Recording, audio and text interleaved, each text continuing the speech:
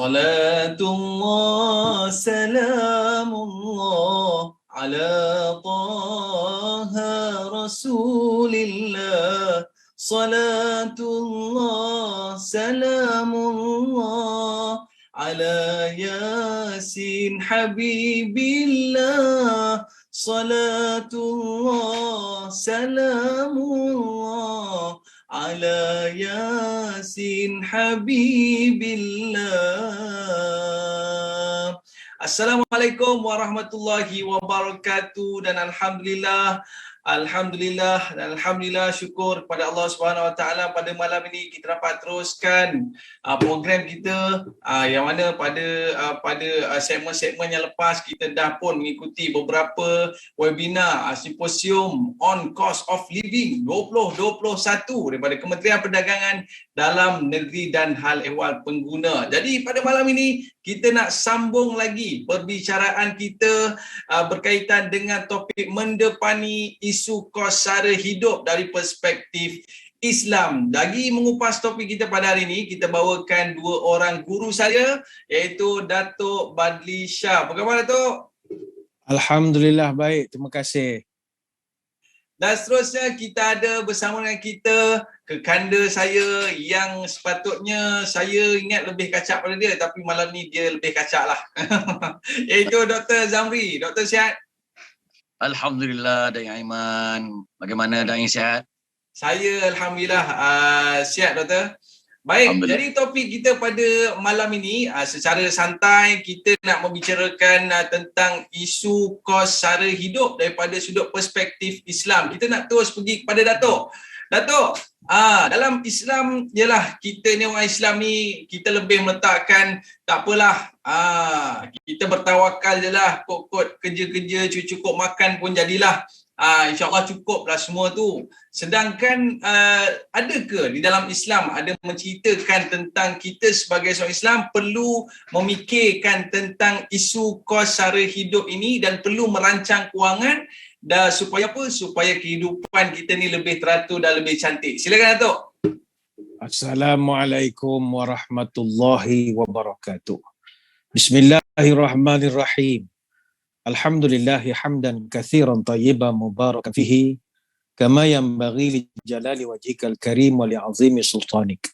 Allahumma salli ala sayyidina Muhammadin abdika wa rasulika nabiyil ummi wa ala alihi wa sahbihi wa sallim, amma ba'du. Terima kasih Al-Fadhil Ustaz Aiman Sufian bin Azman selaku moderator forum. Rakan bicara wara pada malam ini saudara saya Al-Fadhil Ustaz Dr. Zamri bin Zainuddin. Seterusnya yang kita raikan juga rakan-rakan Sekretariat The National Action Council on Cost of Living ataupun Majlis Tindakan Sara Hidup Negara, Kementerian Perdagangan Dalam Negeri dan Hal Ehwal Pengguna. Seterusnya para pelayar yang menonton siaran kita pada malam ini, yang dari utara kita doakan sejahtera, yang dari barat moga dapat berkat, yang dari timur moga terus makmur, yang dari selatan moga dapat keampunan.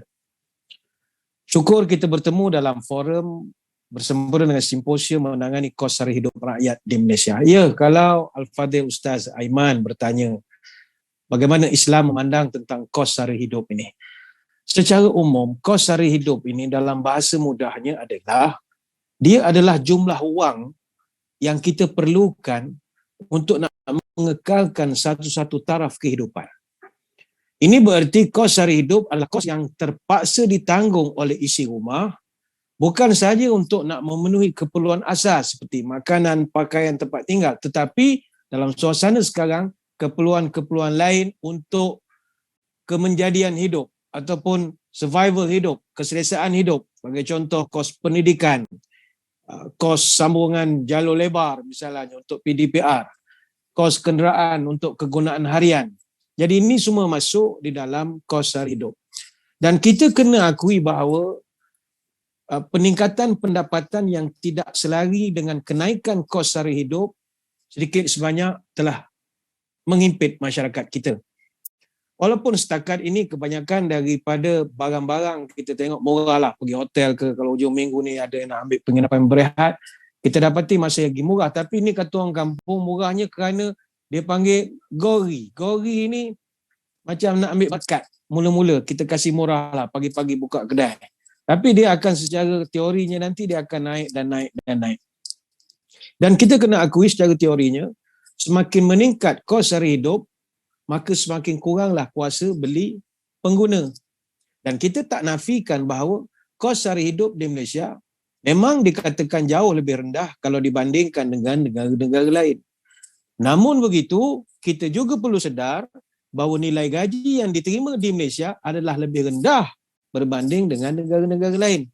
Dan kenyataan ini dibuktikan melalui data yang dikeluarkan oleh International Labour Organization ataupun ILO melalui laman BBC yang menunjukkan nilai gaji antara 72 buah negara di dunia, di mana kedudukan negara kita dihimpit antara negara Belarus dan juga Botswana dan duduk di tangga yang ke-45.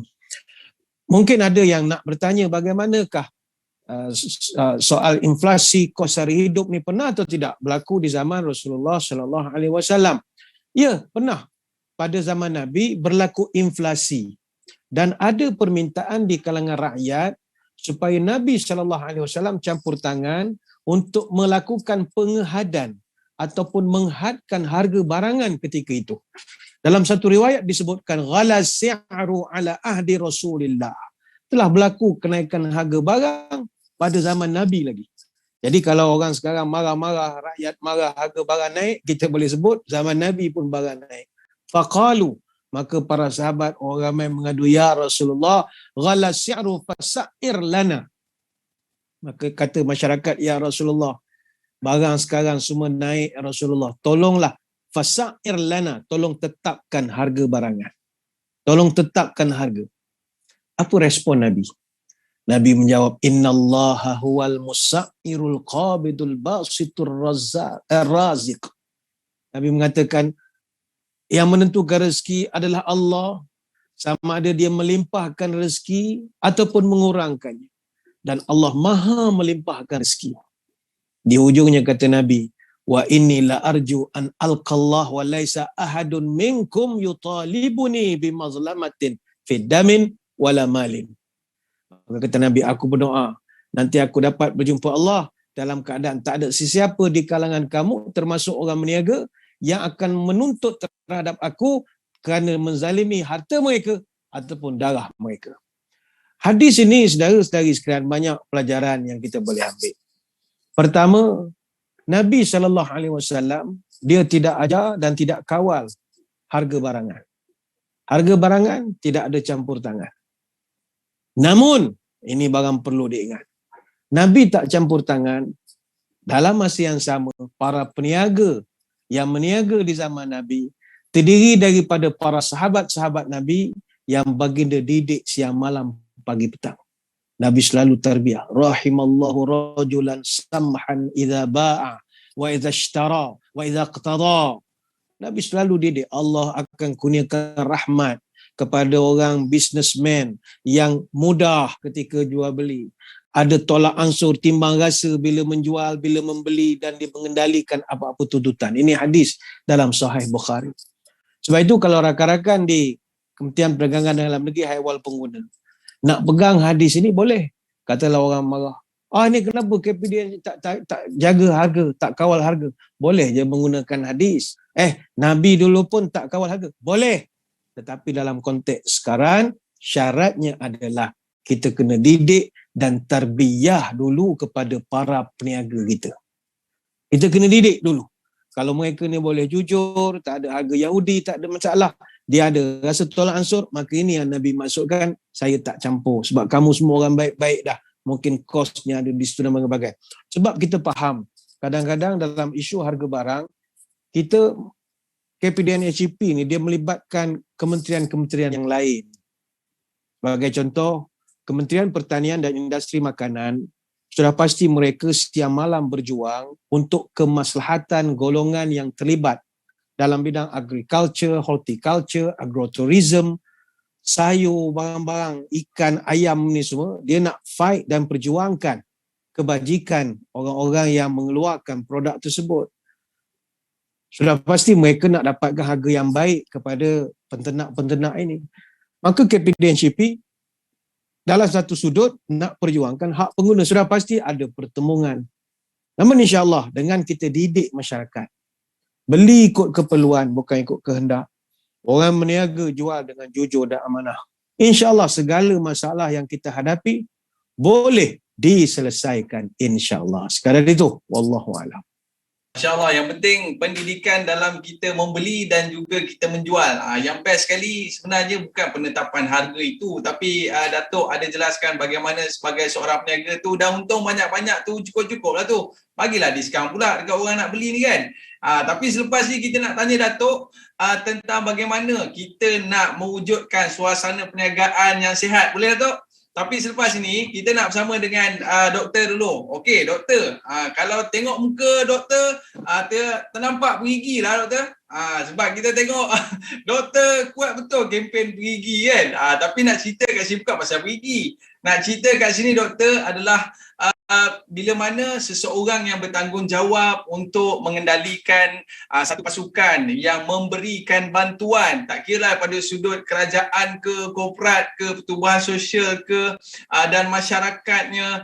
Namun kat sini macam mana kita nak beradab dalam kita memberi dan menerima bantuan tu. Sebab kadang-kadang orang yang memberi bantuan, sebahagian daripada sumbangan tersebut masuk poket dan sebahagian lagi diberikan. Dan begitu juga orang yang menerima. Yang menerima ni tak beragak-agak. Dah diberi tilam nak juga almari. Jadi macam tu. Mungkin kita nak tanya apakah di antara kita sebutkan adab-adab pemberi dan penerima serta penerima bantuan dan sumbangan ni. Silakan doktor. Ya, alhamdulillah wassalatu wassalamu ala Rasulillah wa ala alihi wa sahbihi wa man wala. Subhanaka la ilma lana illa ma 'allamtana innaka antal alimul hakim wa la haula wa la quwwata illa billahil aliyil azim. Wa ba'd. Assalamualaikum warahmatullahi wabarakatuh. Terima kasih Dai Aiman selaku moderator pada malam ini, sahabat panel yang disegani Datuk Badli Shah Alauddin, penganjur daripada KPDN HFP, secara langsung dan tidak langsung yang menjayakan program selama 2 hari ini termasuk forum pada malam ini. Seterusnya sidang penonton yang dirahmati Allah Subhanahu Wa Taala sekalian. Bila kita menceritakan tentang perkara hands on yang berlaku di lapangan, maka kadang-kadang kita rasa terkejut dengan apa yang berlaku. Khususnya saya yang kadang-kadang biasa dengan urusan-urusan NGO bersama Du'afa Sejahtera dan NGO yang seumpama dengannya, maka kita lihat perlunya ada pentarbihan pendidikan untuk elemen-elemen adab ini, bahkan ada kalanya satu kemestian, kewajipan untuk kita terapkan baik pada pemberi ataupun penerima itu sendiri, supaya bantuan yang diberikan itu menjadi sesuatu yang manfaat dan tidak menimbulkan fitnah. Sebab kadang-kadang manfaat satu hal, kadang-kadang orang tak perasan ketika mana fitnah ini juga sebahagian perkara yang wajib untuk kita hindari lah.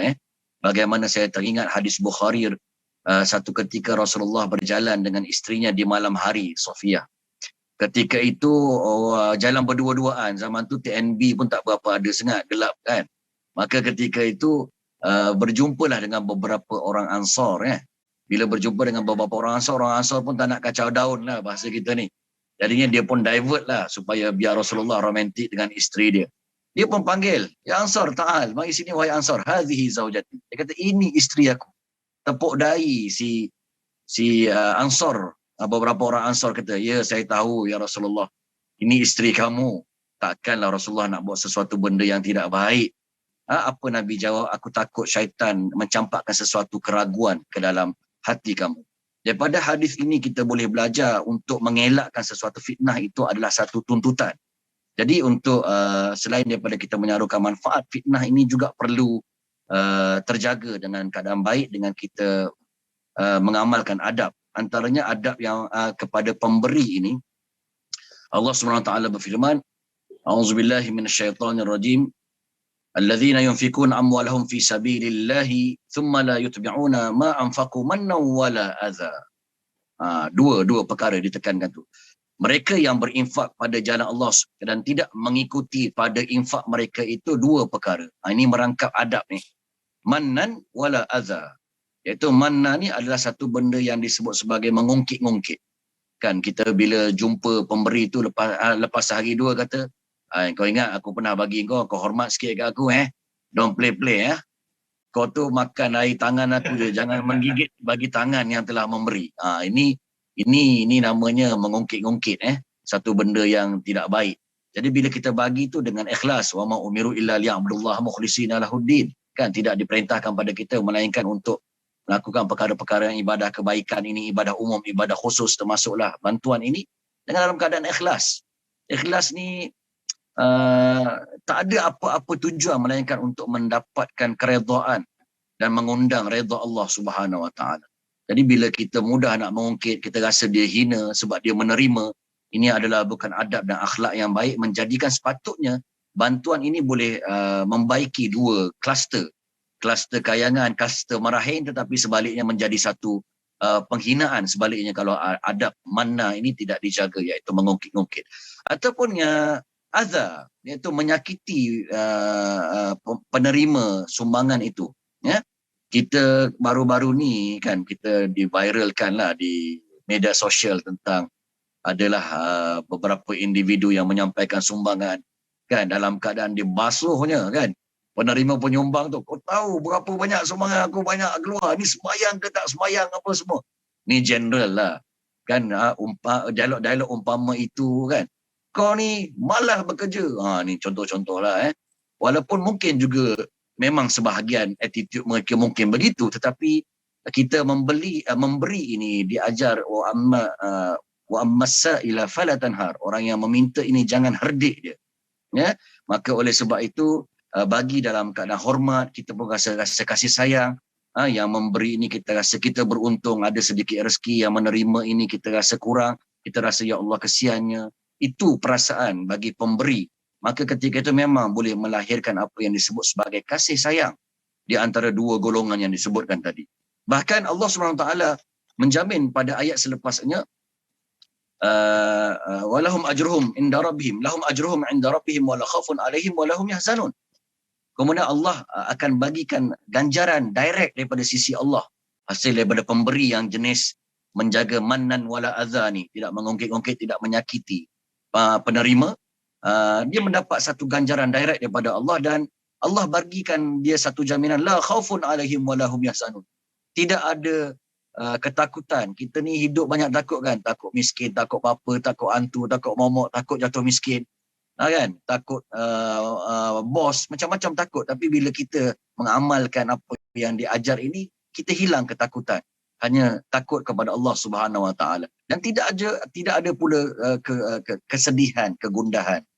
Tuan-tuan, pernah dibuat kajian bagaimana seseorang yang memberi ini, dibuat kajian seorang yang menerima hadiah. Sebab sekarang ni zaman saintifik, mudah untuk dibuat kajian, diletakkan beberapa tools dekat kepala, diletakkan beberapa alat dekat dada untuk mengukur nadi, gerakan otak dan seumpama dengannya. Maka ketika itu orang yang menerima ni dia ada rasa gembira, tapi tak sedahsyat mana gembiranya. Kemudian orang yang memberi tapi dalam keadaan biasa-biasa sedikit, dia punya bahagia tu gundah gulana tu okey, bagus, not bad. Tetapi apabila orang yang mengusahakan bersungguh-sungguh, ikhlas dengan banyak memberi, dialah orang yang paling buat kajian sosial dan secara klinikal dan saintifiknya lebih bahagia berbanding orang kedua dan orang pertama tadi. Maka benarlah firman Allah, la khaufun alaihim wa lahum yahzanun. Tidak ada ketakutan, tidak ada kesedihan bagi orang yang begini pemberi. Tetapi bagi yang menerima juga, dia seperti mana Dai Aiman sebut tadi, dia kena ada adab juga. Yang pertama, janganlah dia memperlekeh pemberian tersebut. Sebab Nabi SAW ada menyebut la tahqiranna minal ma'rufi syai'an. Hadis Muslim. Walau antalqa fi wajhi akika basmatan atau kama qala, janganlah kamu menghina sesuatu pun daripada kebaikan walaupun seseorang tu hanya memberikan senyuman pada wajah saudara dia yang lain. Senyum ni orang kata tak adalah material dapat, tapi Nabi kata semudah senyuman itu sedekah pun jangan hina. Sedekah apa, senyum je kat tabung masjid. Senyum tu sedekah ustaz. pun jangan hina. Jadilah contoh, walaupun tak baik buat begitu ya.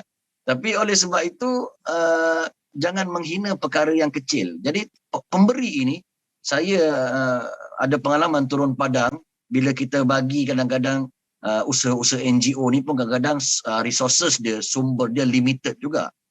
Limited ni kadang-kadang kita nak kumpul daripada public sebab kita pemudah cara. Ada kala kita sendiri mencari dan membuat kempen untuk mengutip dana. Ada kalanya keluar duit kita sendiri. Sedangkan orang yang memerlukan itu lebih banyak daripada apa peruntukan yang ada. Jadi kadang-kadang tak bantu langsung, dia sebut ma la yudriku kullu la yudriku jallu. Kan kalau tak boleh buat semua, jangan tinggal semua. Bantulah apa yang sedikit yang ada. Kami pernah bagi kata air, beras saja. Dia sebut begitu tuan-tuan, beras saja. Kan tak ada ke kopi gula apa semua ke? Boy. Tuan-tuan, Amat tak minta KFC Ustaz minta KFC pula, McD, Allah Akbar, lagi dahsyat lah kan. Taste makin tinggi. Jadi oleh sebab itu pun bersyukurlah. Kita kata itu je dah yang ada pakcik daripada tak ada. Kan. So jangan memperlekehkan pemberian itu walaupun semurah mana pun. Yang kedua, kita ini walaupun dalam konteks meminta, adabnya kita jangan meminta-minta. Sebab memang dalam Islam ini kita digalakkan untuk memberi yadullah ataupun yadul ulia khairum minal yadus sufla. Tangan yang di atas lebih baik daripada tangan yang memberi. Itu sebab kadang-kadang kita tengok akhlak kat dalam Islam ini, walaupun seseorang tu susah, pada zaman sahabat, dia susah untuk dikenali dia ni adalah susah. Sebab dia tidak menggambarkan dia ni meminta-minta dan susah. Diam, sehingga orang terpaksa menyelidiki kehidupan dia yang sebenar. Barulah membantu mereka pada kadar yang perlu. Oleh sebab itu, jangan terlampau meminta-minta. Suarakan pada kadar yang perlu, dan jangan sampai tak bersuara pula.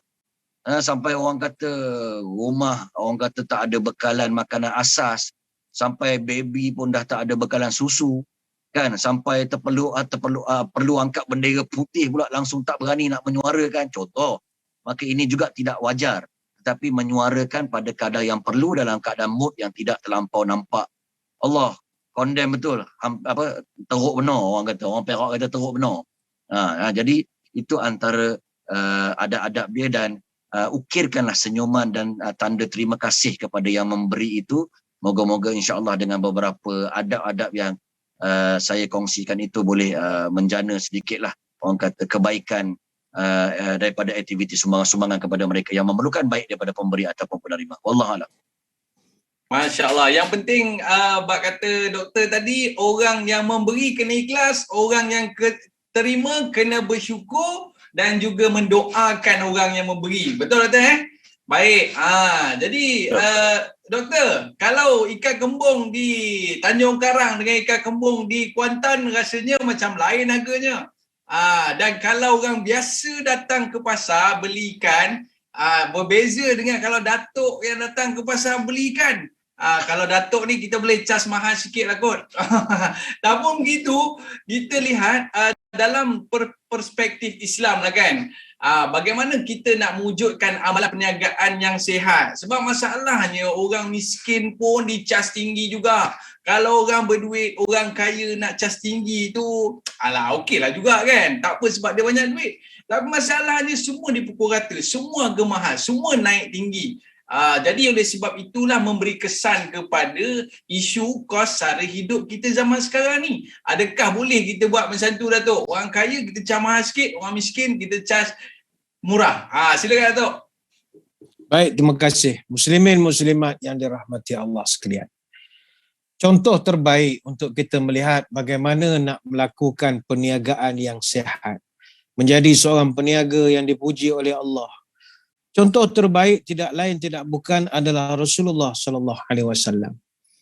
Orang selalu ingat Nabi ni, dia kenal dengan Nabi ni sebagai Nabi saja. Barang perlu diingat, Nabi juga adalah seorang ahli perniagaan. Dalam kitab Tarikh Tabari dan juga Al-Bidayah wan Nihayah ada dicatatkan bagaimana Nabi ketika usianya 12 tahun lagi, dia telah dibawa oleh bapa saudaranya ke Syam dalam rombongan Abu Talib. Dan begitu juga ketika umurnya 25 tahun, dia sudah pun menjadi pengurus perniagaan kepada syarikat Siti Khadijah, bukan yang buat telekong itu, memang nama dia Siti Khadijah. Yang masa itu banyak terlibat di Syam.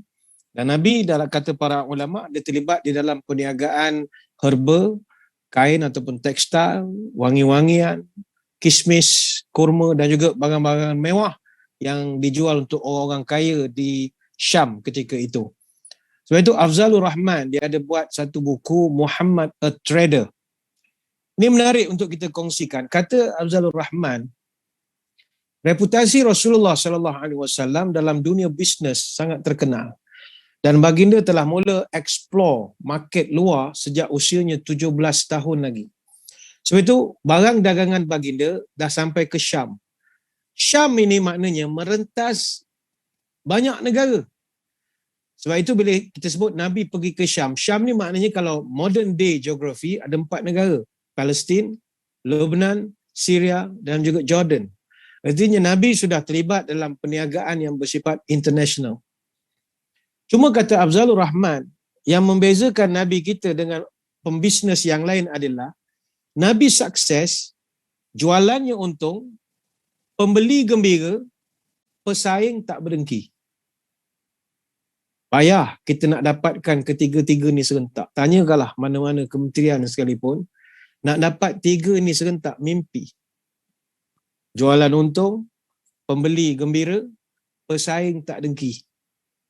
Biasa dalam perniagaan kita hanya dapat 1 atau 2 saja. Ada masa jualan untung, bagus, banyak untung, tapi pengguna, pembeli marah dengan kita. Harga mahal dan macam-macam. Atau ada masa jualan untung, pembeli happy, customer happy, tapi pesaing kita berdengki dengan kita. Jadi Nabi tak, dia jualan dia untung, pembeli customer happy, pesaing-pesaingnya tak berdengki. Why? What is the because? The because is, kata Afzalur Rahman, Nabi memberikan pelajaran bahawa bisnes ini mestilah bertunjangkan tauhid. Iaitu kita meniaga ni nak mengesa dan membesarkan Allah. Meniaga ni mesti menggambarkan budaya hamba dan penyerahan diri kepada Allah. Sebab itu berdasarkan kepada prinsip ini, maka bisnes Nabi mengajarkan mesti ada 3 nilai, values yang basic values, 3. Pertama, bisnes adalah ibadat kita. Bisnes adalah manifestasi kesyukuran dan bisnes nak mencari redha Allah. Maka sebab itulah perniagaan yang Nabi jalankan adalah dengan value driven ataupun moral force. Dalam bahasa mudah, Nabi meniaga amanah, jujur, akhlak mulia. Itu yang ada, moral force. Kalau kita berakhlak mulia, akhlak tinggi, jual barang mahal, orang beli. Kalau kita pergi KLCC beli handbag, ada setengah handbag tu boleh beli rumah murah harganya. Tapi macam mana dia akhlak penjual tu dengan kita? Hello sir, welcome sir. Cara dia moral force. Sebab itu akhlak sangat mustahab. Sebab itu Nabi ajar secara khusus bagaimana nak berhubungan dengan pelanggan misalnya. Kerana bila berhubungan pelanggan ni kita menghadapi masalah, customer service kita begitu lemah sekali.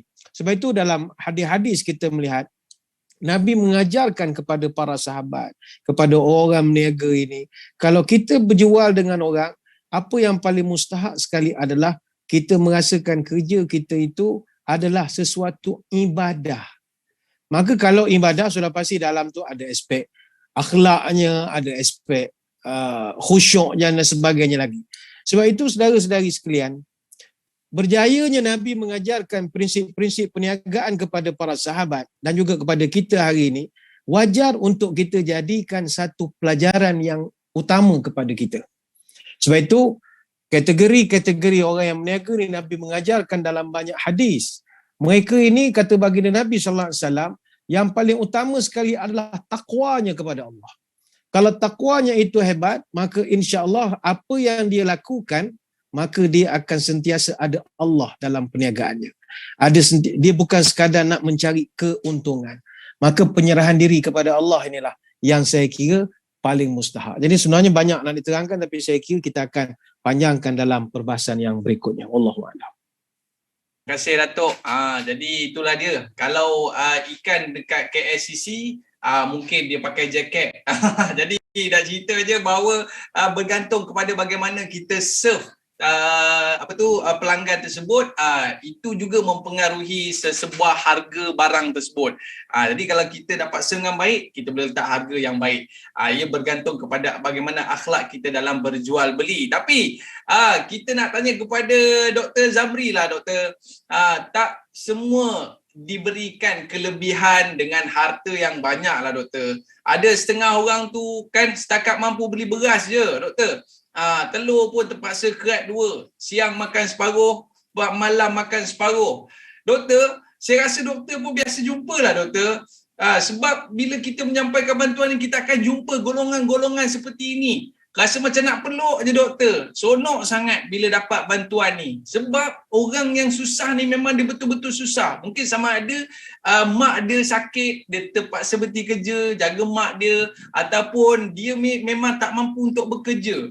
Jadi seperti golongan seperti ini, ya, mungkin Doktor boleh kongsikan apakah langkah-langkah yang perlu diambil untuk mengharungi hidup yang luar daripada kemampuan kebiasaan ni, menurut daripada sudut perspektif Islam, diuji dengan satu ujian yang cukup berat. Macam mana kita nak hadapi ni, Doktor? Ya, Alhamdulillah wassalatu wassalamu ala Rasulullah. Terima kasih sekali lagi dan ya Aiman. Bila kita membicarakan tentang keperitan ini, berat bahu ataupun berat mata memandang, berat lagi bahu memikul kan. Kita pandang tu berat, tapi kadang-kadang mereka yang menanggungnya sendiri berkali-kali lebih berat. Ya, maka kita tidak nafikan ada golongan-golongan yang mungkin tercicir, yang terlepas pandang, yang memang naif sungguh, mengalami nasib seperti mana yang digambarkan tadi. Pun begitu, kita kena ada kekuatan lah, sebab al-mu'minu al-qawiyyu ahabba ilallah minal mu'min al-dha'if kan. Mukmin yang kuat itu lebih dicintai, lebih disukai oleh Allah Subhanahu Wa Taala berbanding mukmin yang lemah. Maka kita kena kuat, ya. Jadi antara mindset yang saya nak kongsikan supaya mereka-mereka yang mengalami ujian yang berat ini jangan sampai pergi kepada bunuh diri lah, sebab lately dan kebelakangan ini kita tengok ada juga yang mencari jalan penyelesaian dengan tidak sanggup menghadapi musibah ini dengan cara mengambil jalan membunuh diri. Disangkakan kehidupan selepas mana bunuh diri lebih bahagia dan hilang masalah. Rupanya berganda lagi masalah. Ya, lagi lebih teruk lagi di alam sana. Bahkan ada juga yang mengatakan tidak cium bau syurga dan seumpama dengannya. Itu nantilah kita cerita tentang bunuh diri khas. Bagaimana bala bencana ataupun larangan yang keras tentang perkara ini. Tetapi bila adanya perkara ini berlaku, bermakna adanya mekanisme tekanan yang luar biasa. Saya sentiasa kongsikan kepada 3 mindset supaya kita dapat cool down, akan dapat relax. Yang pertama, kita tahu bahawa segala musibah ini, ma'asabaka min sayyatin, Allah kata, famin nafsik, berpunca daripada diri kamu. Apa-apa yang memusibahkan kamu dengan apa jua bentuk musibah berpunca daripada diri kamu. Quran ni untuk diri kita. So kita kena mungkin ada kalanya kena mengkoreksi apa benda yang Allah nak ajar, apa benda yang Allah nak sampaikan message daripada musibah ini. Tak semua musibah itu, kedahsyatan itu sentiasa jahat. Kita tengok di antara salah satu di antara 3 yang saya nak kongsikan ini, ada kalanya musibah yang berat ini tanda Allah nak naikkan martabat dia di sisi Allah. Man yuridillahu bihi khairan yusibhu. Sesiapa yang Allah nakkan kebaikan kepada dirinya, Allah akan bagikan musibah kepada dia. Hadis yang sahih. Dan asyaddul bala al-anbiya, sedahsyat-dahsyat ujian dan bala adalah para nabi dan rasul. Kan nabi ni diancam bunuh, dituduh gila, pernah dibuat sekatan ekonomi sampai makan kulit-kulit binatang yang direbus, biji-biji kurma yang dikulum seorang sikit. Kadang-kadang susah rakyat Malaysia, yang susah betul tu mungkin adalah, tapi kadang susah kita ni, susah tak boleh nak minum-minum kat kedai, susah tak boleh nak pergi Langkawi untuk rentas negeri, susah orang kata tak boleh mengetik kan, kedai mama dah 386 kan. Itulah mungkin setara susah kita. Tetapi susah orang lain ada kalanya tuan-tuan, mereka fikir hari-hari bagaimana untuk survive dan hidup. Rakyat di Palestin, rakyat di Uyghur. Ketika itu tuan-tuan, Nabi dan Rasul sendiri tuan-tuan, Nabi Yahya Zakaria digergaji kepala tuan-tuan.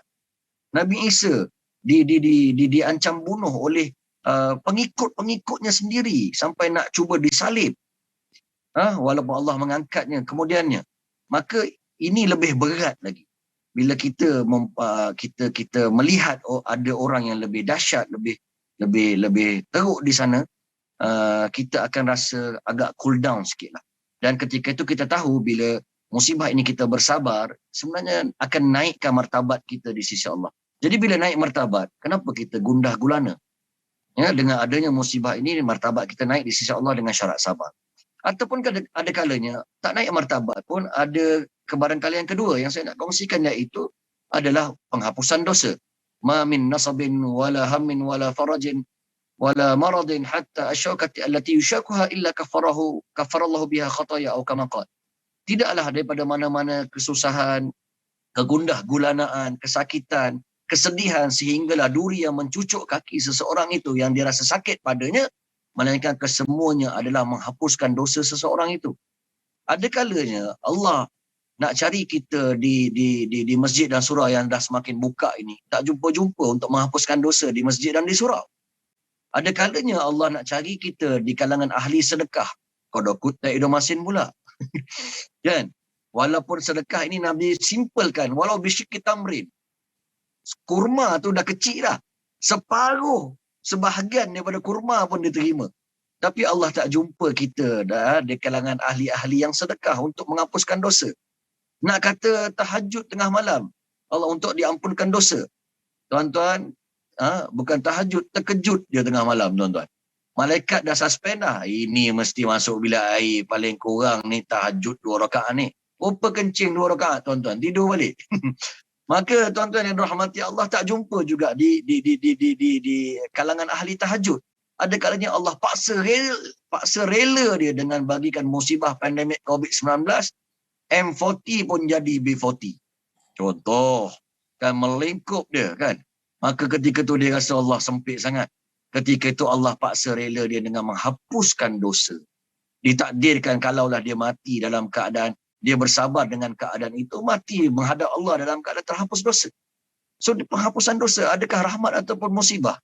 Maka mindset penghapusan dosa ataupun yang pertama tadi naik martabat di sisi Allah perlu ada kuat, sebab Allah tidak pernah tersilap dalam melukiskan lukisan takdirnya kepada kita. Ataupun mungkin ada kebarangkalian ketiga, kalau tak naik martabat, kalau tak hapus dosa, ada kalanya Allah nak gantikan sesuatu yang lebih baik. Ya, apa firman Allah? Qul lan yusibana illa ma kataballahu lana. Tidak yang memusibahkan kita dengan apa jua bentuk musibah, termasuklah musibah COVID-19, harga barang menaik, kesusahan, apa-apa bentuk musibah, termasuk apa musibah yang kita bincangkan pada malam ni, melainkan ianya telah dituliskan. Allah gunakan perkataan past tense tu. Maknanya Allah nak ianya berlaku. Allah nak ianya berlaku. Illa ma kataballahu lana. Lana ni dalam bahasa Arab is good for us. Kalau alaina, musibah ni memang bala, Allah nak balakan kau. Kalau bahasa Melayu kita bala lah. Bukan bala bahasa Arab, bala bahasa Arab ujian kan. Memang Allah nak balakan kau. Alaina. Tapi kalau lana adalah baik untuk kamu. Walaupun mata kasar kamu melihat ianya sebagai musibah dan kecelakaan. Ya, tetapi baik ini untuk kita mengorek-ngorek hikmah. Apakah mesej dan WhatsApp yang Allah tengah nak berbicara pada kita ini? Saya kongsikanlah sikit sebab antara KPDN HAP ni panggil saya sebagai panel ni, mungkin dia kata banyak hands on turun ke padang, mungkin melihat pengalaman real ke. Saya kongsikan sikit bagaimana satu ketika kerja kemanusiaan saya pernah turun ke Dabung, tuan-tuan ya. Kelantan, Kuala Kerai. Masa tu 2000 yang banjir besar tu kat Kelantan tu, dekat Pantai Timur tu 2000 berapa Aiman? 14 ke apa? Tak apalah, bila turun tu tuan-tuan, dia ada banyak fasa lah. Fasa pertama ni lebih kepada nak selesaikan makan minum dan bantuan rescue untuk selamat daripada banjir. Tapi gelombang kedua bantuan lebih kepada membantu pembersihan untuk diduduk balik dengan sempurna. Ketika tu saya jumpa dah tugaskan untuk pembersihan. Dabung ni memang kawasan Kuala Kerai yang dalam sangat, dalam. Bila dalam dia terputus komunikasi, sampai landasan kereta api pun tenggelam, dan banyak keciciran bantuan yang dilakukan kat situ. So kita dapat masuki kat situ dalam fasa pembersihan. Kita nak bersihkan antaranya rumah ketua-ketua lah kat situ, penghulu lah. Bila saya mari tu tengok-tengok tok tua tu dia kelih muka hamba. Kecek Kelantan sekat lah sebab Kelantan kan. Dia kelih lama. Dia kata, Allah, syukur banjir. Dah tengok muka kita lama, dia kata syukur banjir pula. Dia kata, apa awal-awal lagi Pak Cik dah kata syukur ni? Ustaz, ni Ustaz Zamri kan? Dia kata. Lah, kita pun kata. Maka ketika tu dia kata, hamba ni lama dah nak jumpa Ustaz. Somok-somok kelih kat TV lah. Dengar suara kat radio. Bila mari banjir Ustaz sendiri, mari kat depan rumah hamba. Faham kan? Maknanya ada peminat hamba kat Dabung tu. Itu yang pertama. Yang kedua, bila saya bersihkan dia punya rumah tu, tanah tu hampir-hampir tak nampak. Sebab dia penuh dengan buku-buku, majalah-majalah. Penuh. Maka ketika itu dia adukan. Dia kata, Ustaz, rumah hamba ni dulu luah.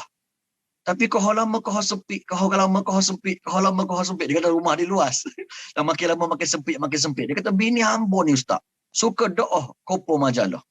Kan majalah Mingguan Wanita, Deko, URTV, Mangga, Betik, Rambutan, Nenah. Ada belakang dia kata. Maka dia bila beli dia tak saya tahu. Dia beli dia tak nak buang kan. Jadi rumah hamba daripada luar kau kecek. Mari banjir. Clear Ustaz. Syukur. Allahu Akbar. Maka dia kena alik situ juga. Allah nak gantikan sesuatu yang lebih baik mungkin. Lepas kami dah bersihkan rumah dia tu, masa time-time makan nasi tu, dia kata, Ustaz, baguslah set-set Ustaz mari ni. Dia kata rumah hamba ni lapis 10 tahun dah tak basuh.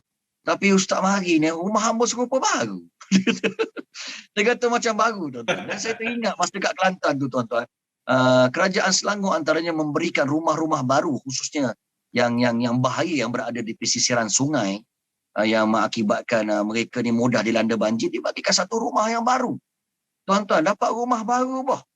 Allah kadang-kadang bagi kita bukan apa yang kita mahu. Kalau kita mahu semua Allah bagi. Kita dah lagak seperti mana Tuhan dan Tuan. Nak dapat, mahu dapat, nak dapat. So kita ni sebenarnya hamba. Tetapi Allah tak bagi apa yang kita mahu, tetapi memberi apa yang kita perlu. Mungkin kita perlu dengan musibah ini ada kalanya untuk kita, supaya aku ni cari jalan keluar, supaya lepas ni aku boleh jadi usahawan. Bukan menyawan je kat rumah. Bukan sawan je, layan perasaan lah bunuh diri, tak tahu buat apa. So, Alhamdulillah kita tengok kerajaan pun kan, dengan pelan pemulihan negara, skim-skim dan bantuan-bantuan untuk serius membantu mereka yang nak keluar daripada kepompong kesusahan ni, saya rasa not bad, cukup banyak. Dan ini perlu dimanfaatkan dengan mindset yang positif pada permulaan untuk menjadikan rakyat ni tidak menghadapi derita yang begitu dahsyat. Yang itu ringkasnya. Yang kedua, skill set. Dia kena dah mindset dah positif. Dia kena ada beberapa skill yang basic juga untuk mereka yang betul-betul terkesan dan susah ni. Antara skill yang pertama, skill bodoh-bodoh je tuan-tuan. Kena pergi suarakan ke badan-badan. Tuan-tuan, dekat kampung ada masjid, ada surau, ada ketua kampung, ada DUN, ada MP, ada NGO. Mereka ini kadang-kadang memang ada kalanya tak nafi, manusia biasa. Ada terlepas pandang bagi mereka yang betul-betul terdesak ini. Tolong suarakan dengan baik yang saya ni memerlukan. Dan dalam konteks Alhamdulillah, saya tengok dekat Selangor sebagai contoh. Lembaga Zakat Selangor ni saya tengok, Alhamdulillah, hampir tak adalah mereka yang rasa susah, boleh hidup. Nak mewah tak ada, tapi insya-Allah sewa dibayarkan. Kalau tak ada rumah, kemudian bantuan bulanan ada, NGO pun dahsyat, MP dan ADUN pun bekerja dengan baik. Alhamdulillah, insya-Allah lah. Bahkan kita tengok kadang-kadang lately ni belakang orang-orang yang miskin pun gemuk-gemuk. Orang Malaysia ni tuan-tuan susah-susah pun gemuk juga tuan-tuan. Maknanya makan cukup tuan-tuan. Tetapi mungkin tercicir pandang satu dua ni, tolong suarakan. Jangan sampai perlu angkat bendera putih. Ini skill yang tak berapa bagus sangat tuan-tuan bagi pandangan saya, sebab dia tak ada skill komunikasi untuk suarakan pada badan yang sepatutnya bertanggungjawab. Sampai terpaksa membuat sesuatu isyarat seolah-olah tak berjumpa dengan manusia. Ini kita risau sebab fenomena mati keras, orang jiran tetangga keliling tak tahu, dah makin banyak berlaku kat masyarakat. Ya tuan-tuan, ada kat kampung saya tuan-tuan sampai dah berulat dah. Orang tak tahu dah, sampai bau busuk baru tahu ada orang kat dalam tu. Sebab ini skill asas untuk kita berkomunikasi, suarakan kepada badan-badan yang banyak yang saya sebutkan tadi. Kemudian tuan-tuan, jangan putus harap dengan cara sibukkan diri. Buatlah sesuatu kerja. InsyaAllah tuan-tuan, kalau orang luar negara parti pun boleh kaya datang ke Malaysia ni. Kan jual kapet, mamak-mamak Bangla, mamak Pakistan, ya tak? Kan buat perusahaan untuk orang kata kontraktor-kontraktor ni kan, yang dibuat buruh-buruh pembinaan. Tuan-tuan, itu buruh-buruh pembinaan saya survey sebulan dapat 4,000, 3,000 boleh capai tuan-tuan. Asalkan sibukkan diri, barulah dia tidak ada pergi kepada nak fikir bunuh diri, tak tahu nak buat apa, kan terjun bangunan, wa'iyyazubillahi min zalik. Dan tuan-tuan, dah ada mindset yang positif, skill setnya ada serba sedikit, ada tool lah. Tool ni saya yakin zaman-zaman sekarang ni susah macam mana pun, tool handphone mesti ada. Handphone sekarang ni tuan-tuan, sampai kerajaan bagi 1 gig data percuma sepanjang PKP ni.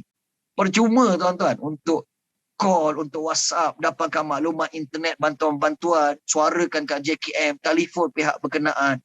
Tuan-tuan, ini antara benda-benda yang boleh kita kongsikan supaya tidak berlaku putus asa tahap gaban lah tuan-tuan, tahap melepek lah. Moga-moga insya-Allah boleh membantu sedikit. Wallahualam, minta maaf terpanjang pula. Terima kasih doktor. Ada Pakistan dekat kawasan saya ni doktor. Dulu dia pakai basikal. Sekarang dah naik motor lah. Dia bawa kapet. Oh, dah kaya dah sekarang. Jadi nak cerita kat sini, kita pun kena berusaha dan selebihnya kita bertawakal kepada Allah SWT. Baik, sekarang ni Datuk, kita nak pergi pada pusingan terakhir lah Datuk. Jadi kita lebih serius sikit, yang mana kita nak tengok apa pelan tindakan kita lah Datuk, untuk kita menepani isu kos sara hidup daripada sudut perspektif Islam ni. Apa persediaan kita, apa yang perlu kita buat, dan apa pelan tindakan yang perlu kita siap siaga untuk bersedia dengan apa saja yang berlaku terhadap kos sara hidup kita yang makin meningkat. Silakan Datuk. Terima kasih. Saya lebih tumpu kepada para peniaga. Sebab itu para peniaga ni, ingat Nabi SAW pesan, at-tajirus suduq ma'an nabiyyin was-siddiqin was-syuhada. Hadis Tirmizi. Orang peniaga ni kalau dia jujur, dia tak menipu, dia baik, tolak ansur, nanti hari kiamat dia duduk dalam kluster para nabi dan siddiqin dan syuhada. Dia tak campur kluster ahli-ahli bisnes yang lain. Sebab itu niaga jangan ada 4 perkara masuk syurga dengan Nabi. Pertama sekali, jangan ada riba. Yang kedua, jangan menipu, gharar. Yang ketiga, jangan ada darar, merugikan customer, merugikan pelanggan, menzalimi pihak lain, darar, itu berbahaya ke orang. Yang keempat, jahalah, tidak telus ataupun tidak transparent. Kalau kita dapat jaga perkara ini, insya-Allah kita jual dengan harga yang tidak terlalu tinggi, memadai untuk orang. Sebab itu Nabi berpesan khusus untuk orang meniaga. Kata Nabi, orang meniaga ni iza hadatsu lam yakzibu. Kalau bercakap jangan menipu. Itu Nabi pesan. Inna tujar yab'atsu yaumal qiyamah fujaran illa man ittaqillah wa bil wasidq. Nabi sebut semua orang meniaga ini dibangkitkan pada hari kiamat penjenayah semua. Semua. Kecuali kata Nabi, orang meniaga yang takwa kepada Allah, yang jujur dan yang selalu buat kebaikan. Ini hadis ramai perawinya, Tirmizi, Ibn Majah, Haban, ramai lagi. Yang kedua Nabi pesan, wa iza wa'adu lam yakhlifu. Kalau dia berjanji, dia tidak akan mungkir janji dia. Yang ketiga, wa iza tamanu lam yakhunu. Bila dia berikan amanah, dia tidak khianat. Maknanya ini 3 yang pertama. Kalau kita lihat, semua berkait rapat dengan online. Ini musim orang membeli secara atas talian. Hari-hari pos laju datang ke rumah, selang 2 hari. Saya ingat orang hantar barang tu pun dah macam saudara lah, tinggal tak minum sirap je. Hari-hari datang. Jangan kita buat penipuan pula, sebab kita pun tahu daripada Januari sampai Jun tahun ini, Tribunal Tuntutan Pengguna Malaysia merekodkan lebih daripada 50 tuntutan yang difailkan melibatkan transaksi pembelian secara online. Ini satu benda yang tak dibenarkan dalam agama. Tak termasuk produk yang tipu lagi. dia menggunakan nama agama, menunggang agama.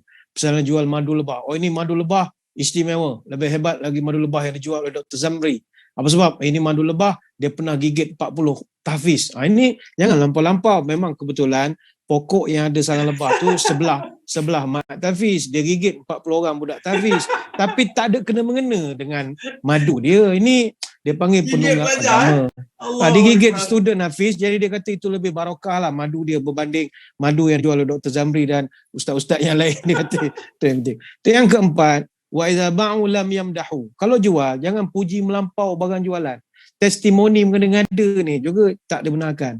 Dan kita nak mengambil peluang, nak menegur. Ni sekarang ni ramai orang buat food review, product review dan macam-macam, selebriti, insta famous apa semua.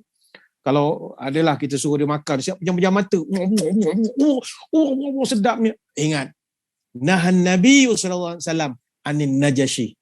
Kata Sayyidina Umar, Nabi melarang umatnya daripada melakukan jual beli Najashi. Ini hadis Bukhari Muslim.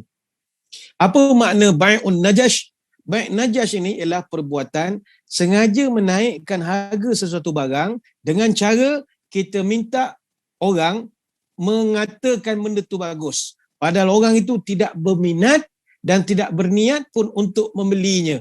Dan tujuan satu saja, nak dapat keuntungan yang besar dalam jualan. Suruh orang ni, dia sebenarnya tak minat pun benda yang dia makan tu. Tapi sebab dah disuruh buat review berbayar, pay review. Sedap ni. Padahal dalam hati, tobat tak sedap. Tak ingin aku bagi perip. Tapi sebab pay review. Ini berdosa. Jangan sampai begitu. Itu menipu namanya. Menipu tak dibenarkan dalam agama. Lepas itu jangan puji-puji melampau-lampau. Yang kelima, wa iza ishtaru lam yazmu. Jangan mencerca orang yang membeli. Marah orang yang membeli. Tak boleh. Kita kena jaga hak pengguna. Yang keenam, wa iza kana lahum la yuksiru. Jangan nyusahkan pengguna. Jangan nyorok barang. Jangan buat monopoli kepada harga dan bagai-bagai lagi. Dan terakhir Nabi pesan, wa iza kana alaihim la yumatilun. Dan dia pula tidak suka menangguh-nangguhkan pembayaran kalau dia mengambil barang-barang daripada para pembekal. Ini hadis riwayat Al-Baihaqi. Sebenarnya banyak kita nak ceritakan, tapi masa kita tak mengizinkan. Sebab itu Nabi sebagai tokoh bisnes, dia tahu bagaimana nak menambat hati pelanggan. Sebab perniagaannya itu begitu maju sekali, terkenal dalam sejarah. InsyaAllah lah, lain kesempatan lah kita akan bahaskan. Masa benar-benar mencemburui kita. Wallahualam. Datuk, kalau Datuk buat review tu, saya rasa saya dah beli dah tu, Datuk. Oh, tengok cara Datuk. Tak ada. Datuk, saya bayar 1,000, Datuk. Datuk Tak review apalah. saya punya kepek. Tak boleh, Datuk. Gitu. Okey, Dr. Zamri. Aduh, Datuk Manisha di ujung-ujung dia keluar bunga lah. Okey, baik. Doktor, last lah kan. Tadi kita dah dapat pelan tindakan daripada Datuk tu. Mulai pada hari ini kita nak pastikan peniaga-peniaga kita ni celik. Ada ilmu bagaimana untuk jadi peniaga yang boleh bukan setakat mencari kekayaan tapi dapat juga membantu orang dalam keadaan kesusahan. Baik, Doktor. Kita nak tanyalah Doktor kan. Mungkin setengah orang tu kita kena faham daripada sudut perspektif Islam ini, kita ada doa, usaha, ikhtiar dan tawakal. Mungkin Doktor sebagai last lah ni Doktor ya. Last, macam mana kita nak bagi faham kepada masyarakat di luar sana tentang bagaimana Islam memandang tentang ikhtiar dan juga kita bertawakal kepada Allah SWT. Selebih tu kita serah pada Allah. Silakan Doktor. Baik. Bila membicarakan tentang ikhtiar dan bertawakal, saya teringat hadis yang cukup popular, kalaulah kita tahu keadaan kiamat berlaku esok sekalipun, ya, maknanya itu paling getir dah, tak ada yang getil berlainkan dahsyatnya hari kiamat. Ada benih di tangan kamu tanam, maknanya kita dituntut untuk buat sebaik mungkin, jangan putus asa, usahakan dengan dalam keadaan liyabluwakum ayyukum ahsanu amala, buat yang terbaik. So dalam terbaik ni saya nak pecahkan dulu serba sedikit sebelum nak serahkan tawakal kepada Allah itu, iaitu usaha kerajaan. Kerajaan ini tuan-tuan memang tugasnya untuk memberi ikan. Itu biasalah. Tetapi yang kadang-kadang banyak tercicir ini, kita jangan lupa untuk kerajaan juga tanggungjawab dia untuk membeli pancing. Sebab kalau kita tengok Zulkarnain, dalam surah Al-Kahfi dia menceritakan bagaimana pengurusan kerajaan kan. Ketika mana dia turun padang melihat masalah rakyatnya, tolong apa yang patut, itu maknanya konsep bagi ikan lah tolong tu. Tapi ketika mana jumpa orang yang minta untuk bina tembok yang menghalang Ya'juj dan Ma'juj, ketika tu dia menanamkan satu benda yang saya sebut pancing. Bukan sekadar dia bagi ikan tapi bagi pancing. Bermakna apa? Bukan sekadar tolong untuk buat tembok, tapi dia bangunkan modal insan. Dia bangunkan modal insan dengan dia ajak rakyat untuk sama-sama cari besi, sama-sama buat tembok bersama dengan aku. Sebab Zulkarnain seolah-olah secara tidak langsung nak mengatakan aku ni tengah hidup, tengah sihat. Tapi aku ni satu hari mati dan pergi. Takkanlah lepas ni aku tak ada. Kau tak boleh nak jaga kampung kau sendiri. Kan? So kena tahu macam mana nak buat tembok, macam mana nak berdikari. Kan saya kan kena risau juga dekat saya ni Tanjung Karang ni banyak juga sawah padi. Dulu sebelum perkembangan drone, ada sedikit kerisauan sebab makin banyak abang Bangladesh. Semuanya benda dia apa? Disub kepada warga asing. Memang dia Muslim tuan-tuan. Tapi satu ketika saya bimbang nanti dikawal sawah padi, periuk nasi kita di Malaysia, di Selangor ini oleh bangsa asing. Sebab apa? Terlampau malas. Terlampau tak ada modal insan yang bagus, skill-skill yang perlu untuk dibangunkan. Jadi tahulah mungkin kita kaya satu ketika nanti tapi takkan nak tukar starter lampu kat rumah pun sub dekat abang Indon, abang Bangladesh dan seumpama dengannya ya. Maka membangunkan modal insan ini penting. Dan saya tengok pengalaman bila pusat zakat punya aduan, begitu juga dengan badan-badan NGO. Boleh katakan alhamdulillah bantuan ni not bad lah, dah memadai. Tetapi saya teringat ketika mana saya pergi bantuan kat Sudan. Orang Sudan pun dia kata bukan dia tak nak terima bantuan sebab negara mereka bergolak.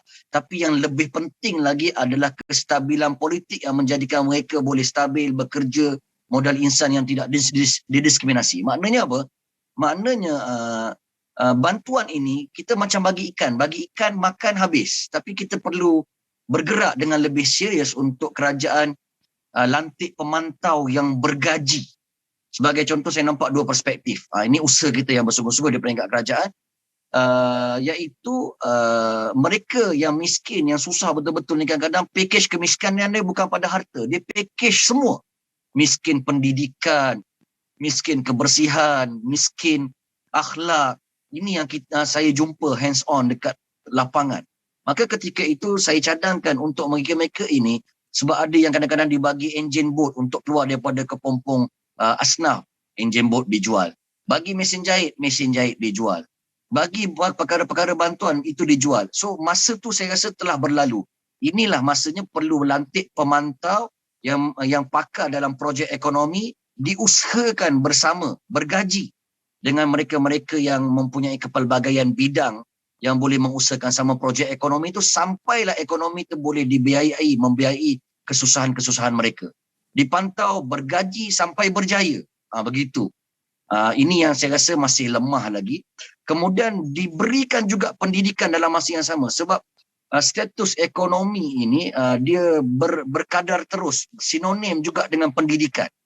Kan kalau misalnya bab ekonomi dah selesai, tiba-tiba pendidikan dia ke laut, dia akan makan juga akhirnya ekonomi ni.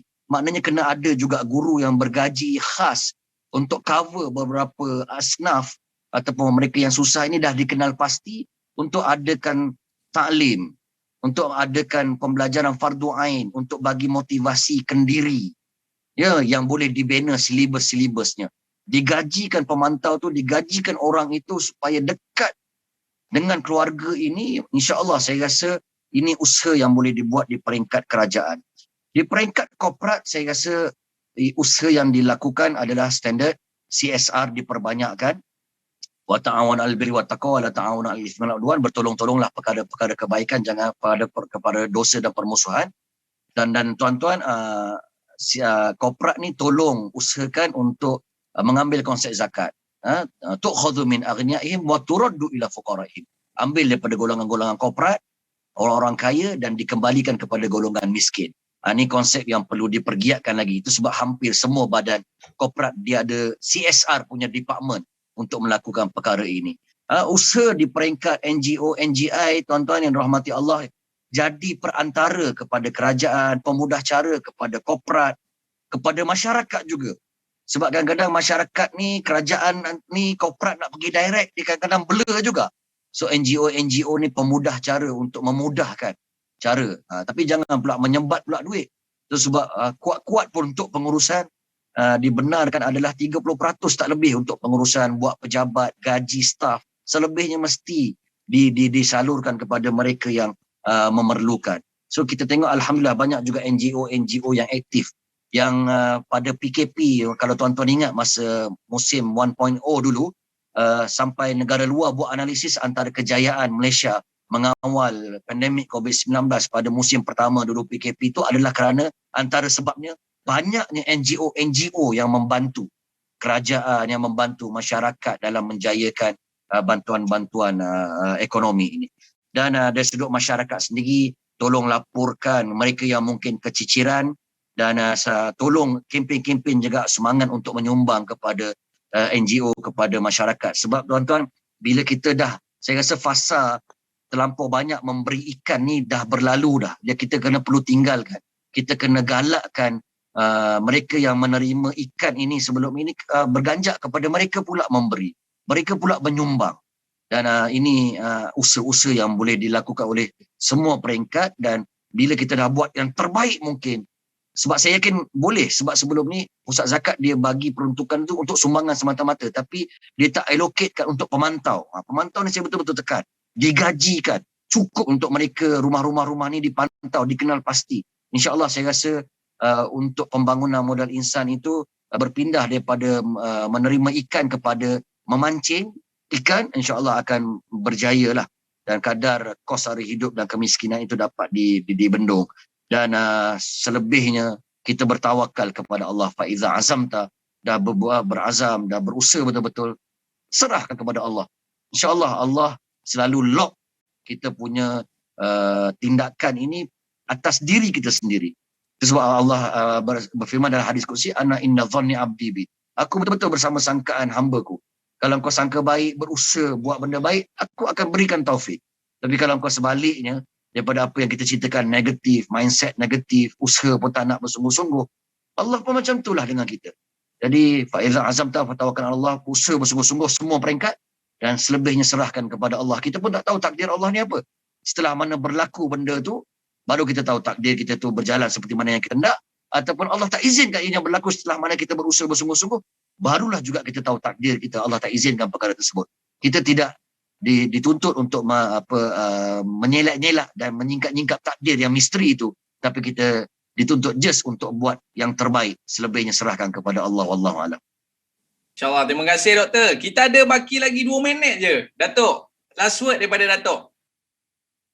Muslimin muslimat yang dirahmati Allah sekalian, ingatlah bahawa kos sara hidup ini adalah isu yang global. Dan kalau kita bercerita tentang masalah kenaikan harga barang dan sebagainya, ini bukanlah baru saja berlaku, tapi telah berlaku sejak zaman berzaman. Maka semuanya bergantung kepada kita, iaitu kalau kita ada satu sifat yang diajarkan oleh agama, iaitu sifat merasa cukup apa yang ada, insyaAllah kita tidak akan membuat pembelian yang mengarut-ngarut dan membazir-bazir, iaitu cukup apa yang ada. Qanaah dia panggil. Lawan kepada sifat tamak. Tamak ni ta, mim, ain. Ta satu mulut, mim mulut kedua, ain perut buncit. Dia ngap-ngap, itu makna tamak. Dia qanaah ni rasa cukup apa yang ada. Bukan masa tak boleh nak bermewah, tidak. Tapi dalam suasana sekarang, kalau kita ada sifat-sifat ini, insya-Allah boleh selesai masalah. Dan kepada orang berniaga, jangan pula sampai harga Yahudi dan bagai-bagai lagi. Kita faham, lama tak buat duit, hampir setahun lebih, tapi ini kita berbagi rasa. Kalau dua-dua kumpulan ini, peniaga dan juga customer, boleh sama-sama betul ansur. Saya ingat masalah-masalah ni boleh diselesaikan. Allahuakbar. Okey, last sikit daripada doktor. Mungkin kata-kata akhir pada doktor, dan kita minta doktor doa sikitlah doktor. Silakan. Baik, kata-kata akhir saya yang boleh disimpulkan untuk membicarakan kos sara hidup ni, dia tidak boleh pada peniaga saja ataupun pada kerajaan saja, pada pengguna. Dia mesti bersepadu. Dan bersepadu ni kita kena duduk semeja, dah tahniah diucapkan kepada simposium yang berjaya untuk brainstorm semua aspek, semua bahagian masyarakat untuk mesti berfungsi dengan baik untuk menjayakan misi yang besar ini. Jadi tak boleh berharap pada kerajaan semata, tidak pada masyarakat semata, NGO semata, tapi semua pihak kena memainkan peranan. Kesimpulan kedua yang saya katakan, apa yang saya kongsikan tadi semuanya bohong je. Melainkan kita amalkan. Kalau amalkan dia jadi benar. Kalau tak jadi masuk telinga kanan, keluar telinga kiri. Wallahu a'lam. Kita tutup sedikit dengan doa. A'udzubillahi minasyaitonirrajim. Bismillahirrahmanirrahim. Alhamdulillahirabbil alamin wassalatu wassalamu ala asyrafil anbiya'il mursalin wa ala alihi wa sahbihi ajmain. Ya Allah, ya Tuhan kami, jadikanlah perhimpunan kami secara maya dan program kami secara maya online pada malam ini perhimpunan dirahmati dan diberkati oleh-Mu, ya Allah. Dan perpisahan yang berlaku selepasnya perpisahan yang terpelihara daripada segala kecelakaan dan kemaksiatan. Ya Allah, jangan Kau tinggalkan kami di tempat dan di makam ini dalam keadaan berdosa. Mereka Kau ampunkan segala dosa kami, ya Allah. Tidak boleh Kau tinggalkan kami dalam keadaan duka, nestapa dan kecewa. Melainkan Kau berikan keceriaan dan kegembiraan kepada kami, ya Allah. Tidak boleh Kau tinggalkan kami dalam keadaan berpenyakit, yang zahir baik yang batin. Khususnya pandemik COVID-19 ini, ya Allah. Melainkan Kau berikan kesembuhan, syifa dan pencegahan kepada kami, ya Allah. Dan tidak boleh Kau tinggalkan kami, ya Allah, dalam keadaan belenggu hutang piutang. Melainkan Kau bantu kami untuk melangsaikannya, ya Allah. Tidak boleh Kau tinggalkan kami, ya Allah, dalam keadaan keaiban yang terbuka. Melainkan Kau tutup segala keaiban dan kelemahan yang ada pada diri kami. Tidak boleh kejahilan yang ada pada diri kami. Melainkan Kau ajarkan apa yang tidak kami ketahui. Tidak boleh kesesatan yang ada pada diri kami. Melainkan Kau berikan taufik dan hidayah-Mu kepada kami, ya Allah. Tidak boleh segala ujian yang bakal kami tempuhi dan sedang kami tempuhi. Melainkan Kau berikan kejayaan cemerlang atas ujian tersebut, ya Allah. Dan tidak boleh Kau tinggalkan kami dalam keadaan berhajat dan meminta-minta. Sama ada hajat dan pintaan kami di dunia baik di akhirat. Ianya baik untuk kami. Dan ianya pula diredai oleh-Mu, ya Allah. Melainkan Kau bantu kami untuk mencapai cita-cita dan hajat-hajat kami, ya Allah. Kurniakanlah kepada kami di kalangan pasangan dan anak-anak yang menjadi penyejuk mata kepada kami, ya Allah. Dan jadikanlah kami pemimpin bagi pasangan dan anak-anak yang bertakwa. Ya Allah, kurniakanlah kepada kami eksklusif daripada sisi-Mu. Akan rahmat-Mu yang luas itu, ya Allah. Dan sediakanlah bagi setiap urusan kehidupan kami di dunia ini terpimpin di bawah rahmat-Mu yang luas itu, ya Allah. Allahumma inna na'udzubika minal barasi wal junun wal judham wa min sayil asqam. Allahumma asrif 'anna al bala wal waba wal ghala wal mihan wal fitan ma dhahara minha wa ma batan min baladina hadha khassa wa min sa'il al buldal muslimina 'amma innaka 'ala kulli syai'in qadir. Rabbana afriq 'alaina sabran wa thabbit aqdamana wansurna 'alal qaumil kafirin. Rabbana atina fid dunya hasanah wa fil akhirati hasanatan wa qina 'adzaban nar. Wa sallallahu ala sayyidina Muhammad wa ala alihi wa sahbihi wa baraka wa sallam. Walhamdulillahi rabbil alamin. Qablallahu minkum. Terima kasih Datuk. Dan juga terima kasih Doktor. Rezeki kita jumpa lagi. Terima kasih juga kepada penaja kita pada hari ini daripada Majlis Tindakan Sara Hidup Negara KPDN HDP. Rezeki kita jumpa lagi. Saya mohon maaf di atas lanjur kata terlajak bicara. Saya Daya Aiman mengundurkan diri. Like dakwah, share ilmu. Assalamualaikum warahmatullahi wabarakatuh. Ila liqa, ma'assalamah. Waalaikumsalam warahmatullahi wabarakatuh. Terima kasih Datuk. Terima kasih Doktor. Terima kasih.